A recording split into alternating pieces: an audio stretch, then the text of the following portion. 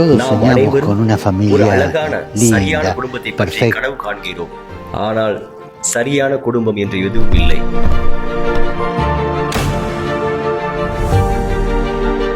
ஒவ்வொரு குடும்பத்திற்கும் அதன் சொந்த பிரச்சனைகள் உள்ளன. அதேபோல் அதன் மிகப்பெரிய மகிழ்ச்சிகள் உள்ளன. குடும்பத்தின் ஒவ்வொரு உறுப்பினரும் முக்கியமானவர்கள். ஏனென்றால் ஒவ்வொரு உறுப்பினரும் மற்றவர்களை விட வித்தியாசமானவர்கள். ஒவ்வொரு நபரும் தனித்துவமானவர்கள். ஆனால் இந்த வேறுபாடுகள் மோதல்களையும் வலிமிகுந்த காயங்களும் ஏற்படுத்தும்.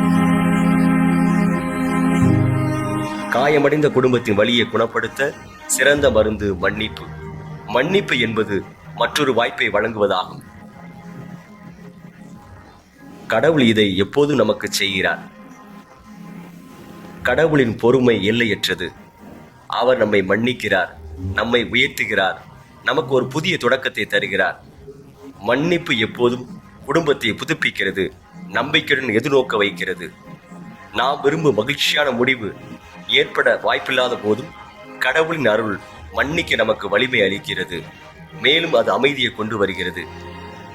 ஏனெனில் அது நம்மை சோகத்தில் இருந்தும் எல்லாவற்றுக்கும் மேலாக வெறுப்பில் இருந்தும் விடுவிக்கிறது. உடைந்த குடும்பங்கள் மன்னிப்பதன் மூலம் தங்கள் காயங்கள் ஆறும் என்பதை கண்டு உணரவும், வேறுபாடுகளிலும் ஒவ்வொருவரின் குறைகளை மீண்டும் கண்டுபிடிக்கவும் நாம் அன்றாடுவோம்.